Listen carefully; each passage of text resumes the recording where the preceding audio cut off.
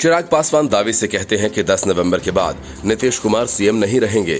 तेजस्वी यादव के निशाने पर भी बीजेपी कम और नीतीश कुमार ज्यादा है।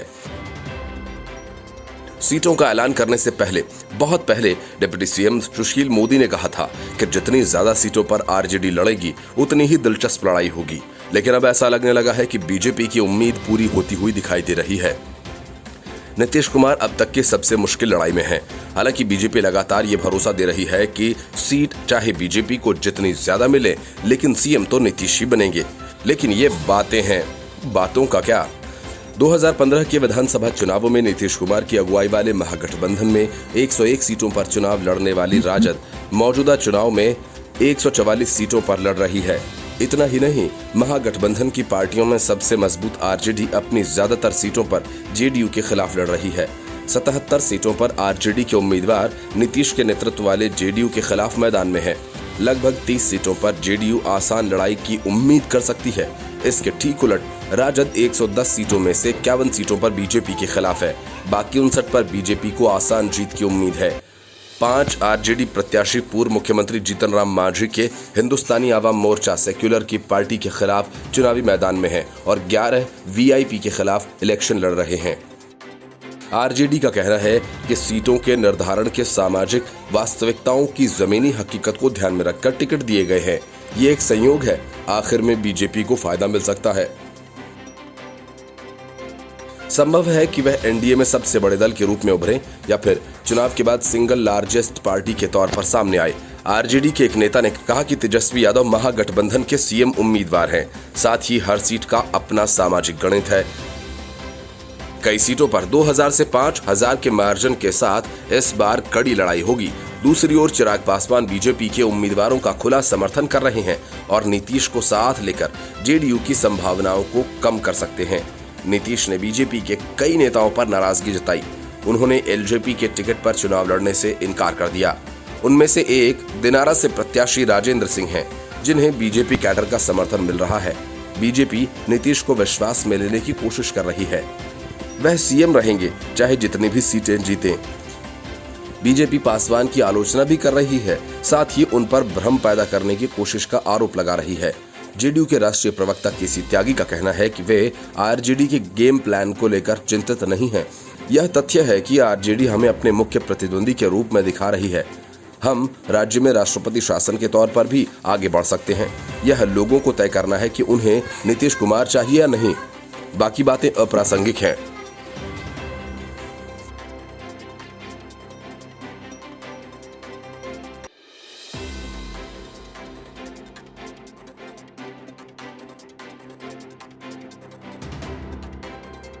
पश्चिम बंगाल में बीजेपी ममता बनर्जी को चौतरफा घेरने की तैयारी में है। इसलिए पश्चिम बंगाल में अगले साल होने वाले चुनाव से पहले एक बार फिर बीजेपी ने नागरिकता संशोधन कानून यानी सीएए के मुद्दे को हवा दे दी है। बीजेपी के राष्ट्रीय अध्यक्ष जेपी नड्डा ने ऐलान किया कि सीएए जल्द ही लागू किया जाएगा। उन्होंने बताया कि कोरोना के चलते इसमें देरी हुई है। जेपी नड्डा के इस बयान से साफ है कि बीजेपी की तैयारी बंगाल चुनाव में सीएए को मुद्दा बनाने की है। अगस्त के शुरुआत में ऐसी रिपोर्ट थी कि गृह मंत्रालय ने विवादित कानून के नियम बनाने के लिए 3 महीने का अतिरिक्त समय मांगा है। सीएए के लागू होने को लेकर बंगाल में सत्तारूढ़ तृणमूल कांग्रेस और विपक्षी दल बीजेपी के बीच टकराव निश्चित है। टीएमसी ने न सिर्फ संसद बल्कि सड़कों पर भी कानून को लेकर प्रदर्शन किया था।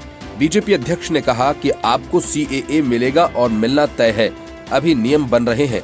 कोरोना के कारण थोड़ी रुकावट आई है। जैसे जैसे कोरोना हट रहा है, नियम बन रहे हैं।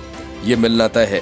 बता दें कि इस कानून के तहत पड़ोसी देश बांग्लादेश, पाकिस्तान और अफगानिस्तान के गैर मुस्लिम समुदाय के लोगों को नागरिकता दी जाएगी। सीएए को लेकर काफी हंगामा हुआ था। देश के कई हिस्सों में इसके खिलाफ लोग सड़कों पर उतर आए थे। बंगाल में भी बड़े पैमाने पर हिंसा हुई थी। पश्चिम बंगाल देश के उन चुनिंदा राज्यों में था जहां सीएए के खिलाफ प्रस्ताव पारित हुआ था।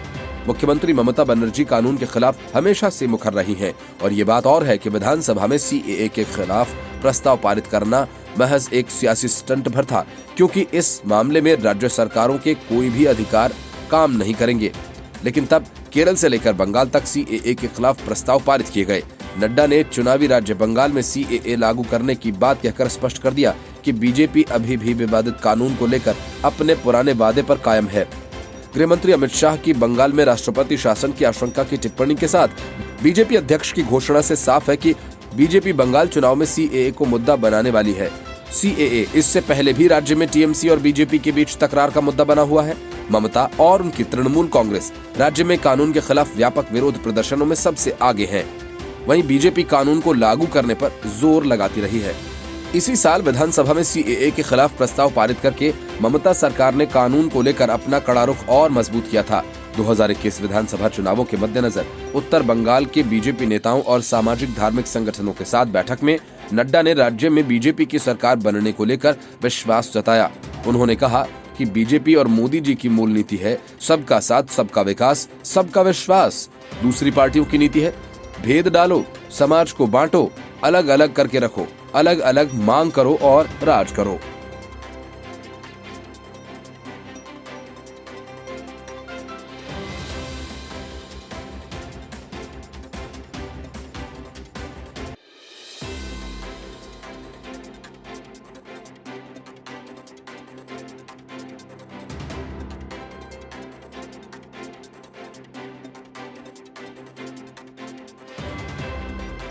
चिराग पासवान और तेजस्वी यादव ने नीतीश कुमार को चारों तरफ से घेर लिया है। रही सही कसर बिहार की जनता निकाल रही है। कहीं जेडीयू के मंत्री को गांव से भगा दिया जाता है तो किसी गांव में जेडीयू के उम्मीदवार को घुसने की इजाजत नहीं दी जाती। ये संकेत है कि नीतीश कुमार को लेकर बिहार की जनता की सोच काफी बदली सी है। एंटी इनकम्बेंसी के बोझ से दबे नीतीश कुमार के लिए आगे बढ़ने के रास्ते कम हैं। हालांकि अमित शाह बार बार यही दोहराते हैं कि सीएम तो नीतीश कुमार ही होंगे, लेकिन सियासत में कब कौन सा मोहरा बदल जाए कहा नहीं जा सकता। और वैसे भी बिहार में बीजेपी सबसे बेहतर हालात में है। अमित शाह की नजर नतीजों के बाद की घटनाओं पर टिकी है। इसलिए बिहार में एनडीए से अलग हो चुके चिराग पासवान पर बीजेपी ने अपना फैसला रोक रखा है। केंद्रीय गृह मंत्री अमित शाह ने कहा कि एलजेपी अध्यक्ष चिराग पासवान के साथ कई दौर की बातचीत हुई, लेकिन उन्होंने एनडीए से अलग होने का फैसला किया।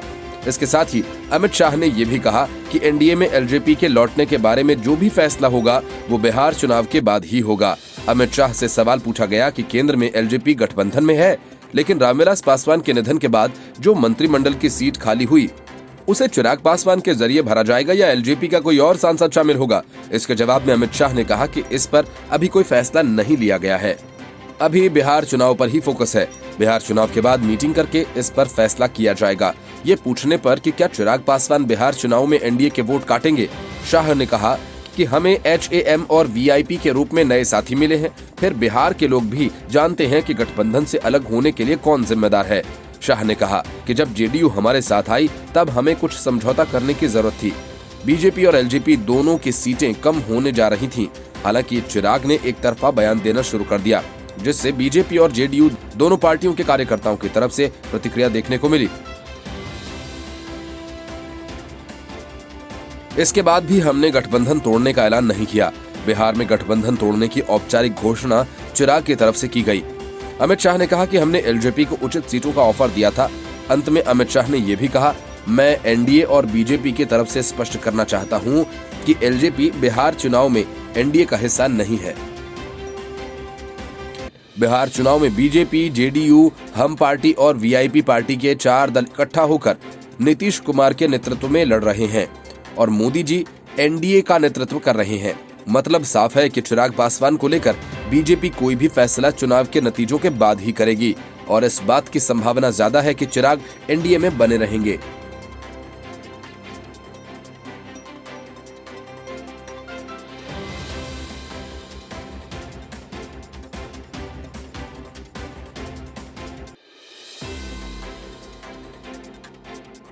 कांग्रेस पंजाब में नवजोत सिंह सिद्धू और कैप्टन अमरिंदर सिंह के साथ आग पानी का खेल खेल रही है। ज्यादा दिन नहीं बीते जब नवजोत सिंह सिद्धू ने अमरिंदर सरकार पर हमला करके राहुल गांधी की रैली की हवा ही खराब कर दी थी। तब हरीश रावत से लेकर पंजाब के कई नेताओं ने सिद्धू के खिलाफ काफी कुछ कहा। ऐसा लगा कि कांग्रेस से सिद्धू की छुट्टी करीब करीब तय है, लेकिन अपनी बातों से पलटते हुए कांग्रेस ने सिद्धू को मध्य प्रदेश उपचुनाव के लिए स्टार प्रचारकों की लिस्ट में शामिल कर लिया।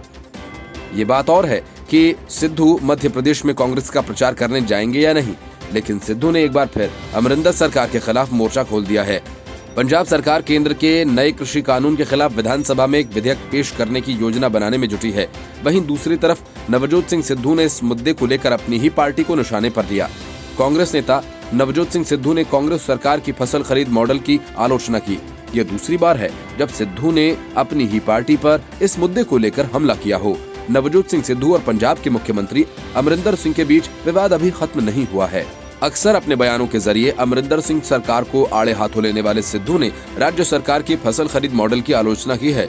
सिद्धू ने अपने YouTube चैनल पर एक वीडियो अपलोड किया और इस वीडियो के जरिए उन्होंने कहा कि पंजाब सरकार के पास फसलों के खरीद का मॉडल नहीं है। उन्होंने कहा कि आज पंजाब में गेहूं और चावल के अलावा किसी अन्य फसल की सरकारी खरीद का मॉडल नहीं है। न ही पंजाब सरकार भंडारण की क्षमता और विपणन क्षमता रखती है। आज केंद्रीय गोदाम खाली हैं। वह इस साल हमारे चावल खरीदेंगे, फिर उसके बाद क्या होगा? हमारी तैयारी का समय सिर्फ 1 से 3 साल है। सिद्धू ने इससे पहले 4 अक्टूबर को भी कांग्रेस शासित अपनी सरकार पर निशाना साधा था। उन्होंने कृषि बिलों के विरोध में चल रहे आंदोलन के दौरान कांग्रेस सांसद राहुल गांधी और अमरिंदर सिंह के साथ सामने ही उनकी आलोचना की थी। सिद्धू ने मंच पर कहा था कि अगर हिमाचल प्रदेश सेब खरीद सकता है तो हम फसलों की खरीद क्यों नहीं कर सकते? हम उन्हें MSP क्यों नहीं दे सकते? उन्होंने कृषि बिलों के खिलाफ केंद्र पर निशाना साधते हुए अमरिंदर सरकार को निशाने पर लिया तो पार्टी की मुसीबत और बढ़ गई। अब एक बार फिर से सिद्धू ने पंजाब सरकार को इसी मुद्दे पर घेरा है।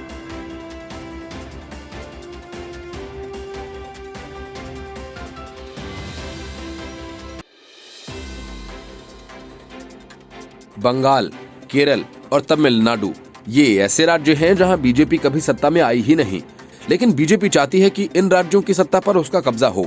भारतीय जनता युवा मोर्चा के अध्यक्ष तेजस्वी सूर्या के निशाने पर यही 3 राज्य हैं। यहां बीजेपी की सरकार वो देखना चाहते हैं।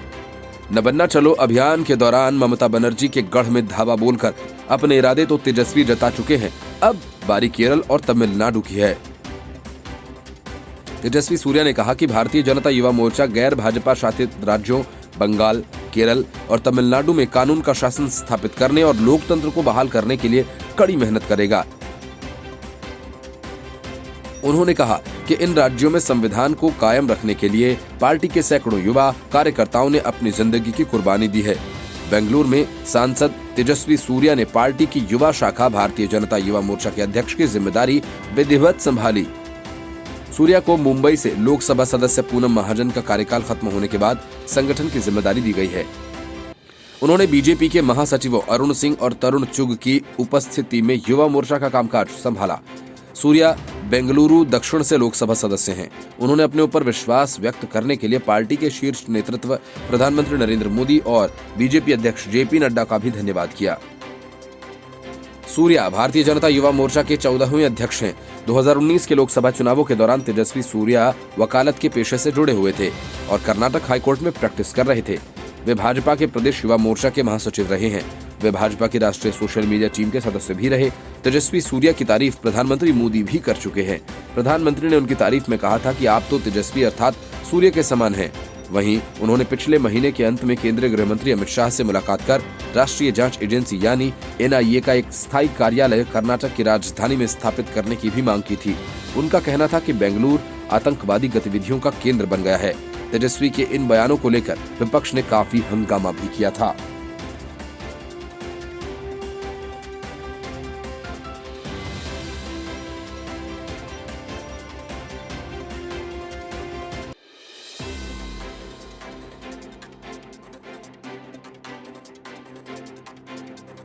उद्धव ठाकरे और कांग्रेस के हाथों की कठपुतली बने मुंबई के पुलिस कमिश्नर परमबीर सिंह एक नई मुसीबत में फंस गए हैं। अर्नब गोस्वामी और रिपब्लिक टीवी का नाम TRP घोटाले में घसीटने वाले परमबीर सिंह के खिलाफ अर्नब गोस्वामी 200 करोड़ की मानहानि का मुकदमा करने की तैयारी में हैं। रिपब्लिक मीडिया नेटवर्क के editor in chief Arnab Goswami को उस समय बड़ी कामयाबी हाथ लगी जब महाराष्ट्र सरकार और मुंबई पुलिस ने बॉम्बे हाई कोर्ट में स्वीकार किया कि फेक TRP घोटाला मामले में दर्ज की गई FIR में रिपब्लिक टीवी का नाम शामिल नहीं है। हाई कोर्ट ने प्रेस कॉन्फ्रेंस करके TRP घोटाले में रिपब्लिक टीवी को घसीटने वाले मुंबई के पुलिस कमिश्नर परमबीर सिंह को फटकार लगाई। इसके बाद रिपब्लिक टीवी ने परमबीर सिंह पर 200 करोड़ की मानहानि का मुकदमा करने का ऐलान किया। रिपब्लिक टीवी मीडिया नेटवर्क ने अपने कानूनी सलाहकार समूह फिनिक्स लीगल को निर्देश दिया कि वे परमबीर सिंह पर 200 करोड़ रुपए की मानहानि का मुकदमा दर्ज कराएं। इसमें से 100 करोड़ अर्नब गोस्वामी की छवि को नुकसान पहुंचाने के लिए और 100 crore Republic TV media network की छवि को नुकसान पहुंचाने के लिए। रिपब्लिक टीवी ने प्रेस रिलीज जारी कर इसके बारे में जानकारी दी। अब परमबीर सिंह की मुश्किलें बढ़ती नजर आ रही हैं। कोर्ट में महाराष्ट्र सरकार के वकील और मुंबई पुलिस परमबीर सिंह द्वारा किए गए दावों का किनारा करते हुए नजर आए। दोनों ने स्वीकार किया कि एफआईआर में रिपब्लिक टीवी का नाम शामिल नहीं है। इसके बाद अर्नब गोस्वामी ने कहा कि वे परमबीर सिंह पर हर जरूरी कार्रवाई करेंगे। घटनाक्रम के दौरान हुई हानि की भरपाई मानहानि के मुकदमे से किया जाएगा। पुलिस द्वारा मीडिया को इंटरव्यू देने पर चिंतित होते हुए न्यायमूर्ति एस शिंदे की अध्यक्षता वाली पीठ ने कहा, हम केवल वर्तमान मामले के बारे में नहीं कह रहे हैं, ये अन्य संवेदनशील मामलों के बारे में हो रहा है। जहां जांच लंबित है, अधिकारियों से भड़काऊ चीजें बोलने की अपेक्षा नहीं रखी जाती है। रिपब्लिक टीवी ने आरोप लगाया कि परमबीर सिंह ने मीडिया के सामने आकर उनकी छवि को नुकसान पहुंचाने का प्रयास किया। अब जबकि उनके पास ऐसा करने के लिए पर्याप्त सबूत तक नहीं थे, उसका एक और मतलब साफ है, ये कार्रवाई सिर्फ बदले की भावना से की जा रही थी। तमाम कोशिशों के बावजूद सच सामने आ चुका है और सच वही लोग सामने लेकर आए हैं जो अदालत में हमारे विपरीत मौजूद थे। 8 अक्टूबर को मुंबई पुलिस कमिश्नर परमबीर सिंह ने प्रेस कॉन्फ्रेंस की और सीधे तौर पर रिपब्लिक टीवी पर टीआरपी चोरी का आरोप लगाया। मीडिया के सामने परमबीर सिंह ने कहा कि महाराष्ट्र के 2 रीजनल चैनल्स समेत रिपब्लिक टीवी 500 करोड़ रुपए देकर टीआरपी बढ़वाते थे। उन्होंने कहा कि बार्क की शिकायत के बाद हमने जांच शुरू कर दी है, जिसमें ये जानकारी सामने आई है। हालांकि कुछ घंटों बाद परमबीर सिंह के झूठ का पर्दाफाश हो गया। जब रिपब्लिक के पास शिकायत की कॉपी आई, टीवी रेटिंग्स मापने वाली संस्था बार्क की शिकायत में कहीं भी रिपब्लिक का नाम नहीं था। शिकायत में इंडिया टुडे का नाम था। इसके बावजूद परमबीर सिंह ने रिपब्लिक की छवि को खराब करने की कोशिश की और इसी की भरपाई के लिए अब रिपब्लिक परमबीर सिंह पर 200 करोड़ की मानहानि का मुकदमा करेगा।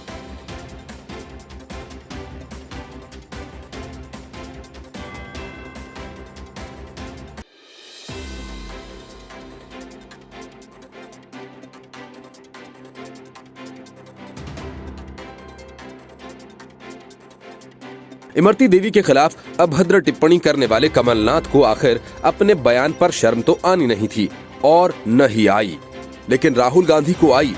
राहुल गांधी ने कमलनाथ के विवादित बयान की आलोचना कर डाली।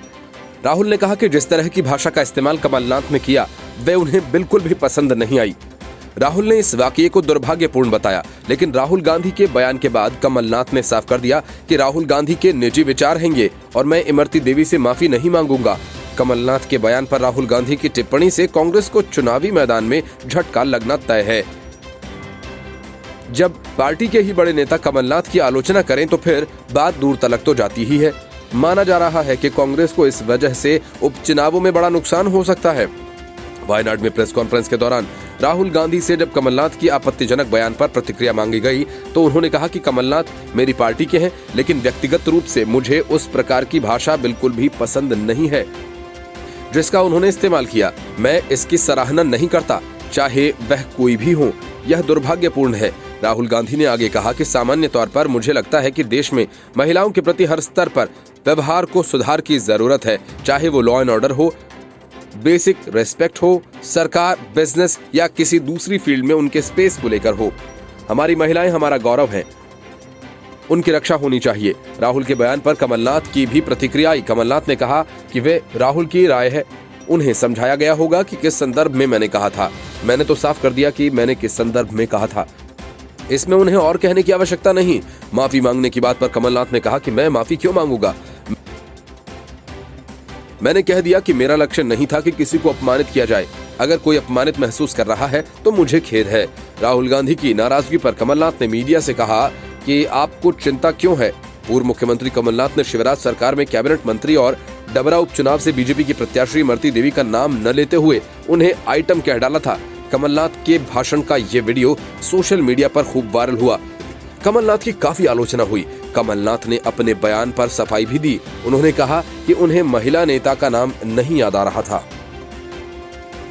कमलनाथ की सफाई पर मुख्यमंत्री शिवराज सिंह चौहान ने पलटवार किया। शिवराज सिंह ने कहा कि अब भी कमलनाथ को इमरती देवी का नाम याद नहीं आया। 24 घंटे पूरे देश ने इमरती देवी को देखा, वो आपके मंत्रिमंडल की सदस्य रही हैं। सीधे सीधे माफी क्यों नहीं मांगते और आइटम को जायज ठहरा रहे हैं। मैंने कल सोनिया गांधी जी को पत्र लिखा था, उनका उत्तर मुझे नहीं मिला है। शिवराज ने आगे कहा कि ये अहंकार है। कमलनाथ अपने से श्रेष्ठ किसी को नहीं मानते और इसी कारण तो ये सरकार तबाह हुई है, क्योंकि इन्होंने प्रदेश को ही तबाह कर दिया था।